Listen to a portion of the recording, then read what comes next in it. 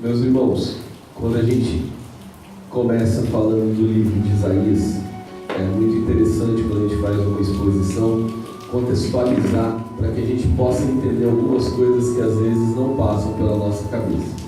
A primeira coisa a falar do livro de Isaías é que o livro de Isaías é um livro muito interessante. Por quê? Porque enquanto a nossa Bíblia tem 66 livros, o livro de Isaías tem 66 capítulos, o que leva alguns a chamá-lo de mini-bíblia. Então, os 66 capítulos de Isaías, um dos maiores livros da Bíblia Sagrada, nós vamos encontrar um pouco de tudo. Nós vamos encontrar mensagens de exortação, nós vamos encontrar mensagens de consolo, nós vamos encontrar mensagens de castigo e nós vamos encontrar promessas de bênção. Nós vamos encontrar profecias a respeito da misericórdia e da salvação de Deus. Então o livro de Isaías é um livro que ele fala de muita coisa a respeito do povo de Deus. Outra coisa muito interessante que a gente deve saber a respeito de Isaías, que Isaías é um profeta mais citado no Novo Testamento. Se não me engano, são 223 vezes que Isaías é citado no Novo Testamento. Então, Isaías é um profeta muito respeitado depois de sua morte. Porque Isaías viveu aproximadamente 700 anos antes de Jesus estar na terra.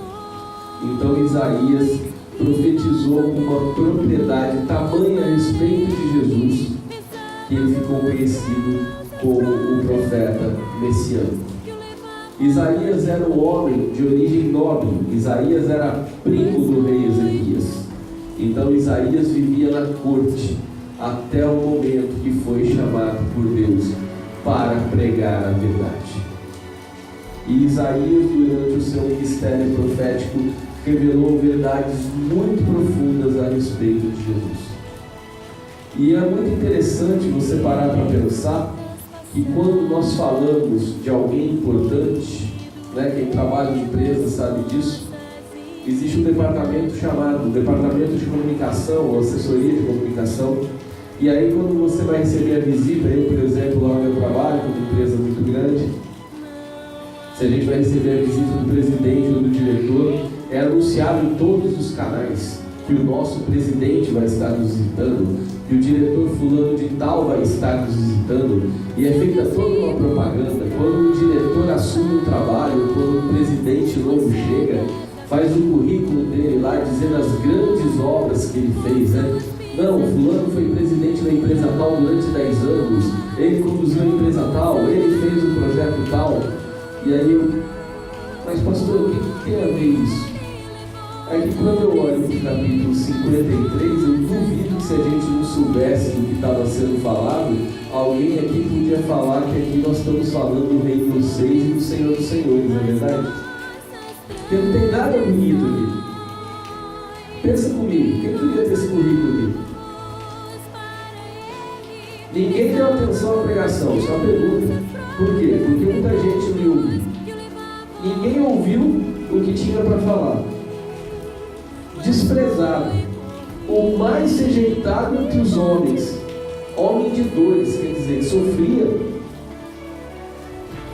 Olhando nós para ele, não havia boa aparência dele. Não havia boa aparência nele. E aí? Tá bom esse currículo? Ou será que o departamento de comunicação do céu estava com problema nesse dia? Passaram para o estagiário, passaram a mensagem e ele não passou direito.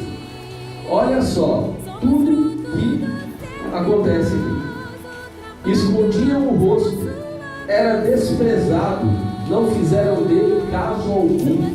Ou seja, você está falando aqui de uma pessoa que foi humilhada. Tanto que outro dia eu chamei a atenção naquele louvor, a gente cantando, lindo, lindo, lindo. Esse lindo não pode ser filho da beleza física de Jesus, porque está escrito aqui que ele não tinha beleza nenhuma, que é uma forma educada de falar que ele era feio. Então Jesus não era aquele galã de cinema, né, que a gente vê com cabelo castanho claro e olhos verdes ou azuis. Não, Jesus era judeu, um judeu típico, um judeu tradicional, que muito provavelmente não tem uma foto de Jesus, mas sabendo que Jesus era um judeu tradicional, Jesus usava barba. E tem gente que fala que não pode usar barba. Poxa, Jesus não ia poder pregar? Como é que fica isso? Então a gente tem que entender o contexto, né? Coisa interessante, né? Jesus nunca usou calça nem terno também, né? Jesus andava de túnica. Então a gente precisa entender o contexto. Então o homem que está escrevendo isso aqui, eu queria que vocês entendessem isso, por isso eu fiz essa introdução. Ele está escrevendo 700 anos antes. Ele está vendo algo 700 anos antes de acontecer. Irmãos, tudo bem que naquela época as coisas mudavam um pouco mais devagar, mas tenta imaginar como será a nossa vida se nós fôssemos estar aqui daqui a 100 anos. Será que os carros vão voar? Será que os prédios serão redondos? Será que nós vamos tomar ainda vacina? Ou será que já vai vir tudo dentro da nossa comida? Será que a gente vai ter uma maquininha onde a gente digita um código e vai aparecer a comida que a gente quer? Como é que vai ser? E aqui está Isaías, 700 anos antes, descrevendo com perfeição o que iria acontecer com o Rei dos Reis e Senhor dos Senhores. Então Deus sempre teve o controle da história da humanidade. Então aqui, quando Isaías é usado, ele já começa: quem deu crédito à nossa pregação? Quem deu? Quem deu? E a quem se manifestou o braço do Senhor? Para que você tenha uma ideia, os judeus estão esperando até hoje o Messias. Eles não aceitam Jesus. Jesus para eles é um embuste, é uma farsa, porque na cabeça do judeu, o dia que o Messias chegar, Israel dominará o mundo, será a principal nação da terra e regerá as outras com vara de ferro. É isso que eles estão esperando até hoje. E aqui está Isaías falando que não era isso. E aqui no versículo 2, ele começa a dizer: porque foi subindo como renovo perante ele, e como raiz de uma terra seca. O que eu entendo aqui é que naquele momento, 700 anos depois, quando Deus olhava para a terra, Deus já não via mais nada. Deus olhava para a humanidade e via uma terra seca. E de repente, Jesus começa como uma plantinha brotando da terra, a aparecer como um renovo, para que o Senhor pudesse se alegrar na humanidade novamente. Mas isso teve um preço e não foi barato. Não tinha beleza nem formosura. Então esquece, Jesus não era malhadão, Jesus não era, né, o playboy de academia. Não era esse Jesus. E olhando nós para ele, não havia boa aparência nele para que o desejássemos. E aí eu fico maravilhado com Deus. Como é que pode, né? Vocês já pararam para pensar? Gente, ao contrário de tudo, quando você vai fazer uma entrevista de emprego, primeira vez que você foi fazer uma entrevista de emprego, não sei você, eu escutei a minha mãe, eu escutei meu pai, eu li na revista, eu procurei em jornal. Quando você quer fazer uma boa presença, como é que você deve fazer? Você vai bem arrumado, você tenta provocar uma boa impressão, você tenta ter uma boa aparência. Está aqui Jesus sendo apresentado como alguém que a gente olhar e não ia dar nada para ele. Para pensar no dia de hoje. Você acha que se Jesus viesse hoje, ele estaria num terno, numa gravatinha bonitinha? Ou ele estaria se arrastando pela rua aí, parecendo um mendigo, parecendo um usuário de droga, ainda que ele não seria? Qual seria a aparência de Jesus? Porque aqui está dizendo que ele foi rejeitado, que ele não tinha beleza e que ele não tinha aparência. Ou seja, Deus não se preocupa com a aparência.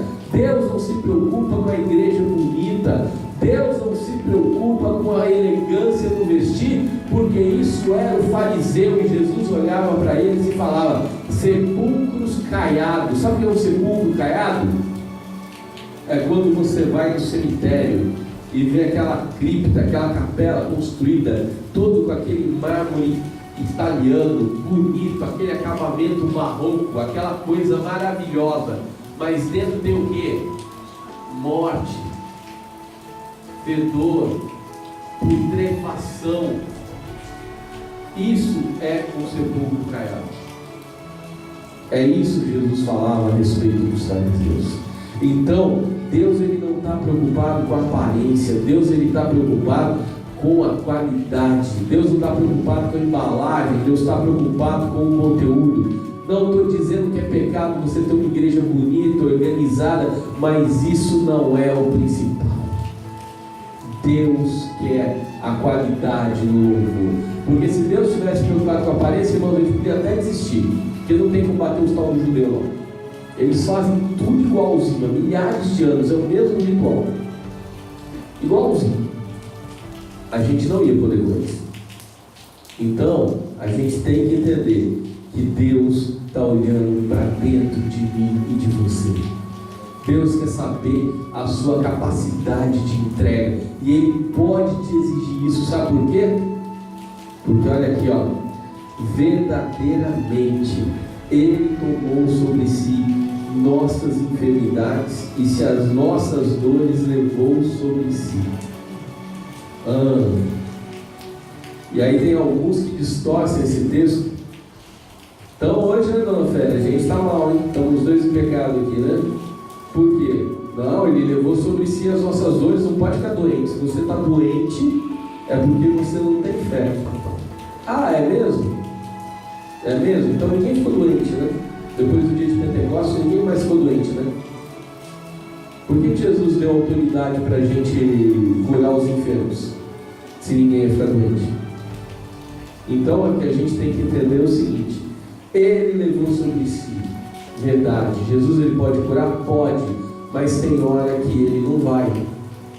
Por quê? Porque senão tudo seria muito simples. Aceitei Jesus, minha vida é maravilhosa. Mostra esse tempo que tiver na televisão, né? Eu aceitei Jesus, agora eu tenho 15 farmácias, 14 supermercados, minha vida é uma maravilha. Fácil, né? Interesseiro, não? A vida com Jesus não é só isso. Então saiba que você vai passar por provações, sim. Jesus avisou: o dia mau vem, sim. Agora vai chegar um dia, no dia da consumação dessa palavra,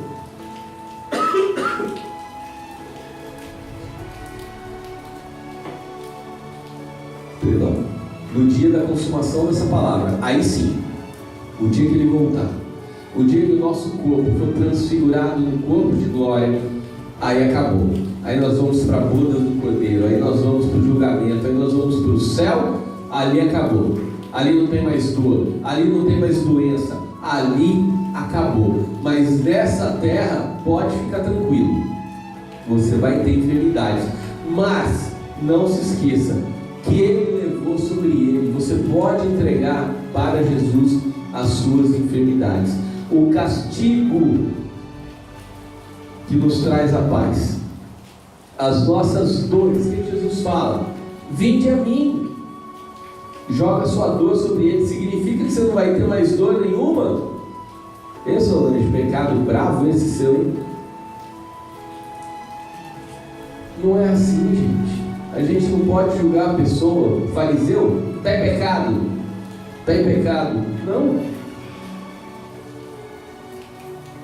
Às vezes vai acontecer, você vai passar por um processo.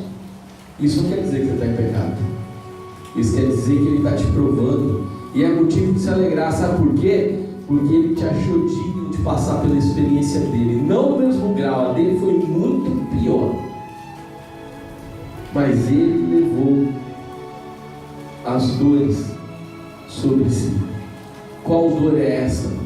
Vamos entender: a dor de passar a eternidade no inferno. Ele levou essa dor.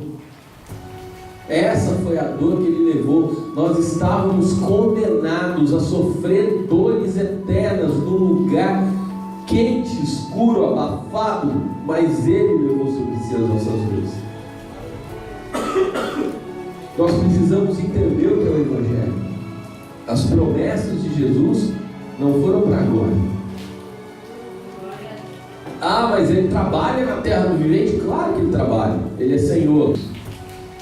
E por que ele foi ferido? Por causa das nossas transgressões. Ele não tinha transgressões. Ele tomou a minha, ele tomou a sua, e pegou e levou sobre ele. Ele foi moído. Irmãos, pensa comigo. Quem aqui já viu um moedor de carne? Quem aqui já moeu carne? No braço? Sei se aquele é elétrico. Quando eu era mais novo, minha mãe de vez em quando botava lá para fazer carne moída para ela. Pegava lá o negócio, encaixava na mesa e eu ia rodando aquele moedor. A carne entra de um jeito, ela sai como? Toda espatifada, moída mesmo. Então entenda, ele foi moído. Você acha que ele sentiu pouca dor? Você acha que foi fácil? Cada chibatada com aquele chicote, cada chibatada com aquele chicote romano, na ponta dele tinha, sabe o que? Os romanos usavam ou bolinhas de chumbo ou restos de ossos. Aquilo pegava na carne e saía puxando a carne. Você acha que pegar uma coroa que tinha um espinho, segundo os estudiosos, de 5 a 12 centímetros, e enfiavam na cabeça dele, isso foi fácil? Pegar uma cana, um pedaço de bambu e sentar na sua cabeça, né? Cuspiram nele, bateram na cara dele, e ele se sujeitou a tudo isso. Como? Calado. Sabe, aí eu vejo a nossa geração, a pessoa passa por qualquer coisinha, ai irmãos, todo o processo, todo isso, todo aquilo, ai a minha vida que eu preciso de oração e não sei. Olha o que ele passou e ele ficou mudo. Muita gente nessa geração não sabe o que é processo. Não estou falando de um não, cansado de ver gente que reclama. Esse povo não ama, não sei o que, faz tudo do jeito que quer. A hora que vem as consequências, a culpa ainda é dos outros. Eu sei que aqui ninguém conhece esse. Ele foi moído. Ser moído não é brincadeira. A dor que Jesus enfrentou por amor de nós, aí a hora que aperta um pouquinho, sabe o que eu acho mais interessante? É que tem pessoa que reclama e nem apertada foi, porque ela está passando a consequência do que ela cavou. Agora, quando nós somos colocados no processo, porque Jesus nos confronta, porque dói, aí a gente não fica tão crente, né? Aí é difícil ser crente, né? A hora que alguém te provoca e você lembra, cara, eu vou mandar ele para aquela ponte que quebrou lá longe, né? Vou fazer uma homenagem à mãe dele, né? Vou falar que eu sou crente, mas a minha mão não, né? Que homem reage assim. As irmãs não, né? Mulher dificilmente parte para as vias de fato. Mas, em compensação, dispara a língua atômica, né? Aí começa, liga para uma, liga para outra, faz uma fofoquinha aqui, solta um veneninho ali. É difícil ser crente, né? É difícil ser crente nessas horas, né? Porque Deus, Ele nos confronta, mas Ele prova que é possível passar por tudo isso sem reclamar. Deserto a gente passa com o Pai, deserto a gente passa com Deus, sozinho. No deserto não tem ninguém, não adianta, você e Deus. E era muito interessante que quando eu estava no meu processo, às vezes eu ia orar, não tinha jeito, Deus não precisava nem responder. Senhor, o Senhor sabe. Mas Senhor, o Senhor não sabe como é que... Sabe. O Senhor não sabe o que é ser tratado? Sabe. Ele sabe. Ele foi. Sabe que você ser traído por um dos seus melhores amigos, aquele que você escolheu a dedo e ainda botou para tomar conta do dinheiro? Ou você bota qualquer um para tomar conta do seu dinheiro? O que tomava conta do dinheiro foi o que traiu. O que falava dele para lá e para cá, o que tinha acabado de cortar a orelha do outro lá para defender, foi o que negou 3 vezes. Os outros fugiram com medo. Ele sabe o que é sofrer, ele sabe o que é ser traído, ele sabe tudo e ele passou por tudo. Ah, mas ele não sabe o que é não querer, sabe. 3 vezes, se você for lá em Mateus, 3 vezes ele volta na oração e fala: Pai, afasta de mim. Ele estava sentindo o peso do pecado. Ele não tinha, mas ele estava sentindo o meu, o seu, de todo mundo. E ele fala: Pai, não quero mais isso não. Pai, não quero mais isso não. Aí eu pergunto para você que é mãe, que é pai, imagina o seu filho chegar chorando a ponto de suar sangue, o desespero, e virar para você e falar: Pai, não quero. Você consegue passar da primeira? E Deus, por amor de mim, por amor de você, negou aquele filho amado que fazia tudo para agradar 3 vezes, para que nós pudéssemos estar aqui. E aí realmente a gente acha que a gente vive processo. A gente tem que entender o que é processo. Processo é isso aqui. Tem gente que está ali na entrada do moedor e já fala que está passando no processo. Tem gente que está que nem Jonas, indo para o lado errado e fala que Deus está me colocando no processo. Não. Processo é quando você passa na obediência. Processo é quando você fala com Deus que eu era, mas não tinha. Senhor, onde é que eu estou errando? Cadê meu pecado? Eu quero consertar. Abri a palavra, não temas, eu sou contigo. Ia para o culto, Senhor, me dá uma palavra, onde é que eu estou errado? Manda te dizer ao Senhor, não temas, eu sou contigo. Senhor, como é que não temas? Eu sou contigo, eu estou nessa. Processo. Aí às vezes a gente não entende, né? Porque alguém chega pro pastor com aquela carinha de tristinho. Ai, pastor, minha vida está assim, pesado. E você olha assim, aí né, o julgamento vem para nós, né?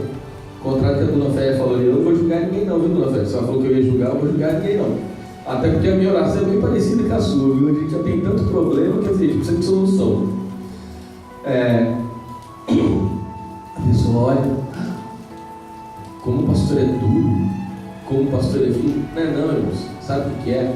É que quando você adquire intimidade com Deus, quando o Espírito Santo te dá discernimento espiritual, aquela novela toda, você bate o olho assim e fala: não é nada disso que está acontecendo. E aí quando você conhece a história, pior ainda, né? Aí a pessoa vê, aí o outro que não conhece, né?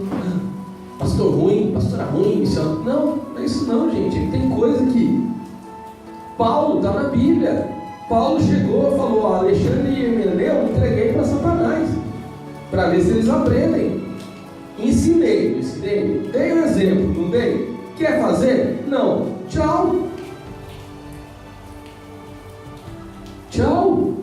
A Bíblia fala, foi lido aqui, aquele que obedece é o que ama. Não adianta ficar aqui: Jesus, eu te amo, Jesus, eu te amo. E chega lá fora, você tem uma vida toda torta, você não tem testemunho nenhum. Amor que Deus quer são atitudes. Amor é você sair num dia desse com chuva para dar comida para quem a sociedade não vale, acha que não vale nada, mas para Deus ele vale. Pode até não parecer, mais vale. Poxa, mas um dia ele soube e ele está errado, e o peso sobre a vida dele, se ele não sair dali, ai dele. Mas ele sabe disso. Agora, a âncora que tem para ele não sair daquela vida, só Deus sabe. Agora, tem gente que tem uma vida tranquila, que Deus abençoa, e a hora que Deus pede isso aqui, não, Jesus, cuidado, porque esse aqui é o sacrifício de Deus. O sacrifício de Jesus foi um sacrifício de moeda. Imagina, Isaías vendo isso aqui 700 anos antes. Como é que Isaías não deve ter ficado? Eu imagino, não está escrito na Bíblia, mas eu imagino que Isaías, sendo inspirado pelo Espírito Santo, escreveu esse pergaminho às lágrimas. Eu não consigo imaginar diferente. Isaías escrevendo, vendo aquela situação, sendo iluminado, inspirado pelo Espírito Santo, vendo aquela situação, vendo a inocência, porque quando a gente é arrebatado do Espírito é assim, a gente enxerga a intenção.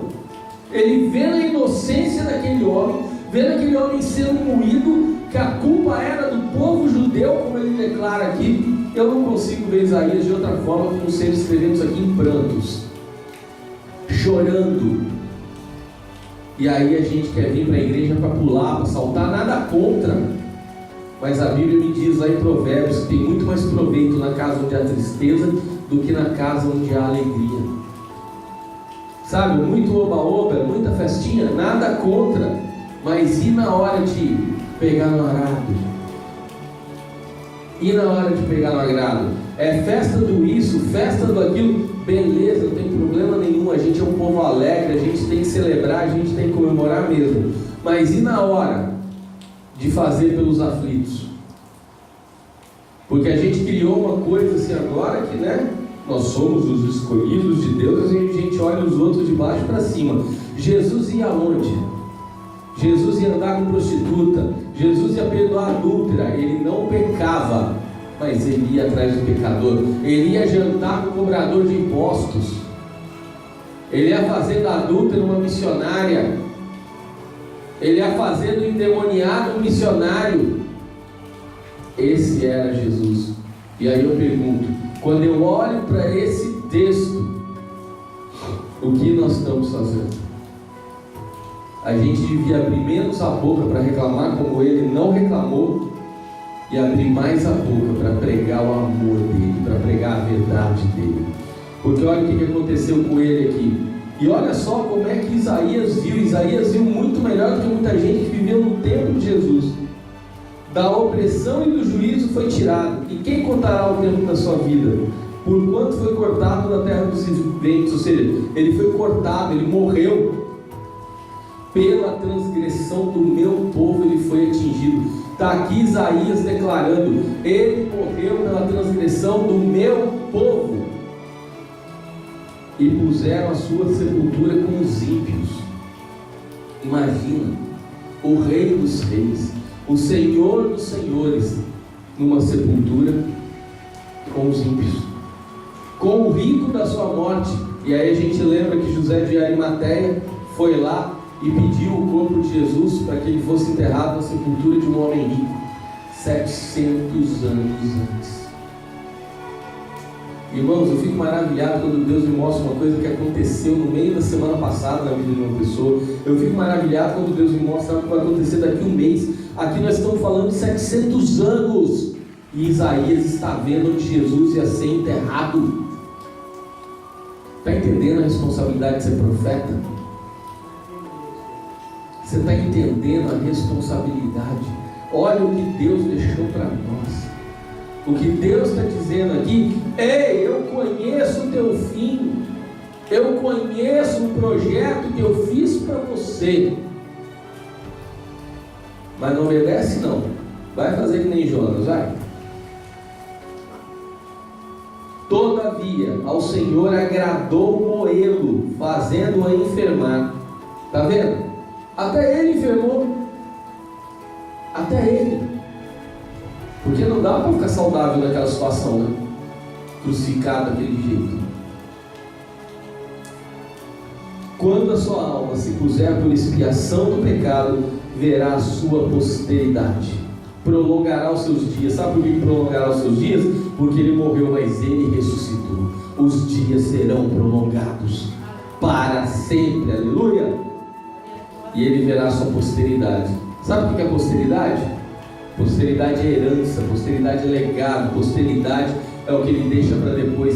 Sabe qual é a posteridade dele? Está aqui, ó, sou eu, é você. Nós somos a posteridade de Cristo.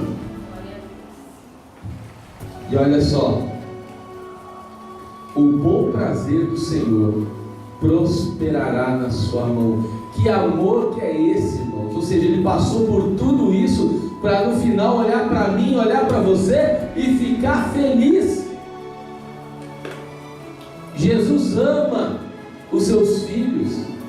Deus ama os seus filhos. Quando a gente sai e vence a falta de combustível com essa greve, quando a gente vence a nossa carne, enfrentando essa chuva, enfrentando esse friozinho, para nos reunir aqui, para louvar e para bendizer o nome de Deus, como é que você acha que Deus fica? Deus acha prazer em nós. Deus acha prazer em nós.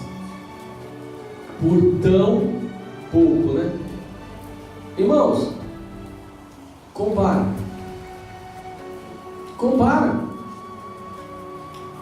Compara o que ele fez lá com o que você está fazendo essa noite. Dá para comparar?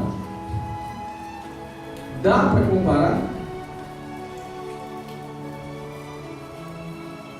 Então, isso é o amor de Deus por nós, incomparável. O 11 é lindo. Ele verá o fruto do trabalho da sua alma e ficará satisfeito. Jesus, quando olha, qual é o fruto do trabalho de Jesus? É a alma convertida. É a alma convertida. E Jesus fica satisfeito.